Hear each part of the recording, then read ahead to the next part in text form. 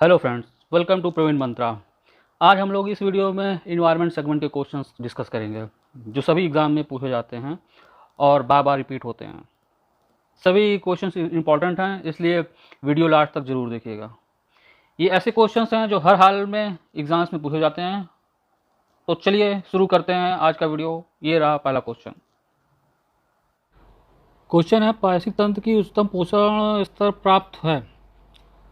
तो option A शाकाहारी को, बी मांसाहारी को, सी सर्वाहारी को, डी अपघटक को। तो जो सही आंसर है वो है सर्वाहारी को। पारिस्थितिक तंत्र की जो आहार श्रृंखला है इसमें सामान्यतः 4 पोषण स्तर पाए जाते हैं। तो जो पहला पोषण स्तर है उसमें स्वपोषित जीव या प्राथमिक उत्पादक जिनको कहा जाता है वो आते हैं।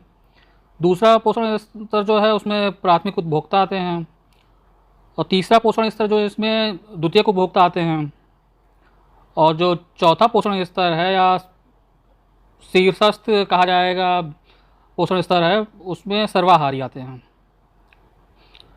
तो जो आप क्वेश्चन है यही कि पारिस्थितिक तंत्र में जो उच्चतम पोषण स्तर है तो उसमें यही सर्वाहारी जो है सबसे ऊपर आते हैं। Next question. क्वेश्चन है, राष्ट्रीय पर्यावरण अभियांत्रिकी शोध संस्थान नीरी कहाँ अवस्थित है। ऑप्शन ए बेंगलोर में, बी हैदराबाद में, सी नागपुर में, या डी नई दिल्ली में। जो सही आंसर है वो है नागपुर में। ईरी की स्थापना जो है वो 1958 में केंद्रीय लोक स्वास्थ्य इंजीनियरिंग शोध संस्थान के रूप में वाटर सप्लाई, सीवेज सप्लाई और इससे संबंधित बीमारियों और औद्योगिक प्रदूषण को रोकथाम के क्षेत्र में जो रिसर्च और डेवलपमेंट होती है उसके लिए किया गया था।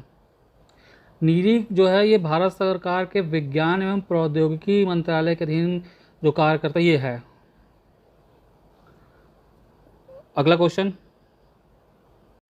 क्वेश्चन है, निम्नलिखित में से कौन सा सुमेलित नहीं है। तो इसमें जो है अभ्यारण्य और पशुओं का मतलब है कि अभ्यारण्य में कौन से पशु पाए जाते हैं उनको वही देखना है कि कौन सुमेलित हैं और कौन सुमेलित नहीं हैं। तो जो काजीरंगा है ये गैंडा के लिए सही है। काजीरंगा आपका जो है ये असम में है। और गिर जो है ये आपका गुजरात में शेर के लिए सही है। फिर सी जो है सुंदरवन ये पश्चिम बंगाल बाघ के लिए ये भी सही है। अब ये जो है पेरियार ये जो है चीता ना होकर के ये इसका हाथी हाथी होगा। और पेरियार जो है ये केरल में स्थित है। अगला क्वेश्चन। क्वेश्चन है, निम्न में से कौन एक प्रवाल व्यंजन का सबसे अधिक प्रभावी कारक है। तो ऑप्शन ए सागरी प्रदूषण, बी सागरों की लवणता में वृद्धि, सी सागरी जल के सामान्य तापमान में वृद्धि, और डी जो है वो रोगों एवं महामारियों का फैलाव। तो इसमें जो सही आंसर है वो है सागरी जल के सामान्य तापमान में वृद्धि होगा। अब जो प्रवाल विरंजन जो होता है उसका मुख्य कारण जो है सागरी तापमान में और उसकी अम्लता जो है उसकी जब बढ़ जाती है तो उसकी वजह से उसमें जो सजीवी शैवाल हैं वो प्रवालों की मृत्यु हो जाती है। इसकी वजह से जो प्रवालों का वो होता है विरंजन ज़्यादा होता है समुद्र में। तो इसका मेन कारण यही है कि सामान उसका जो तापमान होता है वो वृद्धि और क्या कहते हैं अम्लता की वृद्धि। अगला क्वेश्चन। क्वेश्चन है, ग्लोबल 500 पुरस्कार प्रदान किए जाते हैं। ऑप्शन ए जनसंख्या नियंत्रण के लिए, बी आतंकवाद के विरुद्ध अभियान के लिए, सी पर्यावरण प्रतिरक्षा के लिए, डी मादक पदार्थों के विरुद्ध अभियान के लिए। तो जो सही आंसर है वो है पर्यावरण प्रतिरक्षा के लिए। अब ये जो ग्लोबल 500 पुरस्कार हैं ये वर्ष 1987 से संयुक्त राष्ट्र पर्यावरण कार्यक्रम के तहत जो है वो दिए जाते हैं। और भारत में जो है 2003 में डॉक्टर बिंदेश्वर पाठक जो हैं उनको ये पुरस्कार दिया गया था। और फिर 2013 में चेयरमैन ऑफ द अर्थ का इसके पुरस्कार उससे जो है भारतीय जो मूल के थे उनको वीरभद्रन रामनाथन उनको दिया गया था। Next question. क्वेश्चन है, स्वचालित वाहन निर्वातक का सबसे विषालु धातु प्रदूषक है। Option A copper, B lead, C cadmium, और डी मरकरी। तो उसका जो सही आंसर होगा वो है बी लेड।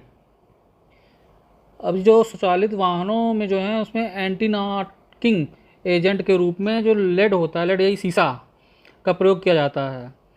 धुएं के साथ निकलने से ये जो लेड है ये बहुत विषालु धातु प्रदूषक हो जाता है। लेड के कारण जो है इससे केंद्रीय तंत्रिका तंत्र, मनुष्य के अंदर जो है वो मस्तिष्क, पाचन तंत्र आदि जो हैं बहुत ज़्यादा इससे प्रभावित होते हैं। अगला क्वेश्चन है, भारत का सर्वप्रथम राष्ट्रीय उद्यान कौन सा है? ऑप्शन ए कान्हा राष्ट्रीय उद्यान, बी दुधवा राष्ट्रीय उद्यान, सी राजाजी राष्ट्रीय उद्यान, डी कॉर्बेट राष्ट्रीय उद्यान। तो जो सही आंसर है वो है कॉर्बेट राष्ट्रीय उद्यान। कॉर्बेट राष्ट्रीय उद्यान जो है वो उत्तराखंड में है। इसकी स्थापना जो है 1921 में हुई थी।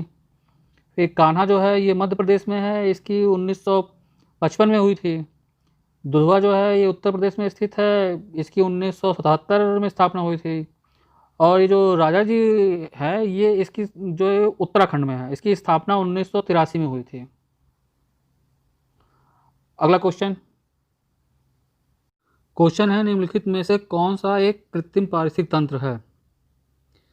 ऑप्शन ए तालाब, बी खेत, सी वन, डी उपयुक्त में से कोई नहीं। तो जो सही आंसर है वो है खेत। बगीचा है, खेत है, ये सब जितने हैं ये मानव निर्मित हैं। जितने भी मानव निर्मित होंगे वो कृत्रिम पारिस्थितिक तंत्र कहलाएंगे। और जो नेचुरल तरीके से, मतलब कि वन है, तालाब है, झील है, ये सब जो है ये प्राकृतिक तरीके से जो बनते हैं, इसलिए इन्हें प्राकृतिक पारितंत्र कहा जाता है। अगला क्वेश्चन है, निम्नलिखित में से कौन सा कारक जैव विविधता के ह्रास के लिए सर्वाधिक महत्वपूर्ण कारक है? तो ऑप्शन ए है आनुवंशिक आत्मसात्करण, बी परभक्षियों का नियंत्रण, सी प्राकृतिक वास का विनाश, और डी कीट नियंत्रण। तो सही आंसर जो है वो है प्राकृतिक वास का विनाश।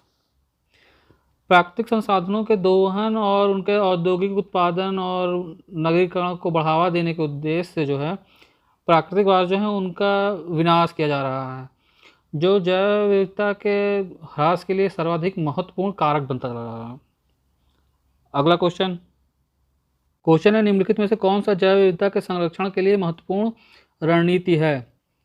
ऑप्शन ए जैव मंडल रिजर्व, बी वानस्पतिक उद्यान, सी राष्ट्रीय पार्क, डी जंगली जंतु अभ्यारण्य। तो सही आंसर जो है वो है जैव मंडल रिजर्व है। अभी जो जैव मंडल रिजर्व हैं इनका स्थापना का जो मेन उद्देश्य है वो प्राकृतिक एवं अर्ध प्राकृतिक भूमियों पर जो है स्वस्थाने की है जैव विविधता का संरक्षण करना है। मेन उद्देश्य इनका यही है। तो अगला क्वेश्चन जो है वो क्वेश्चन है, कौन सा अभ्यारण्य गैंडे के लिए जाना जाता है? ऑप्शन ए काजीरंगा, बी गिर, सी रणथंभौर और डी कॉर्बेट। तो सही आंसर जो है वो है काजीरंगा। एक सींग वाला जो गैंडा है इसके लिए काजीरंगा अभ्यारण्य जो है वो मेन प्रसिद्ध है। उसके अलावा फिर ये गिर, रणथंभौर और कॉर्बेट उद्यान जो है ये बाघ के लिए प्रसिद्ध है। तो ये थे एनवायरनमेंट सेगमेंट के 10 most important question. I hope ये वीडियो आपको पसंद आया होगा। वीडियो आपको कैसा लगा कमेंट बॉक्स में ज़रूर बताएं। पसंद आया है तो अपने ग्रुप में ज़रूर शेयर करें और प्रवीण मंत्रा को लाइक, सब्सक्राइब और शेयर करना ना भूलें। आज के लिए इतना ही। Thank you friends.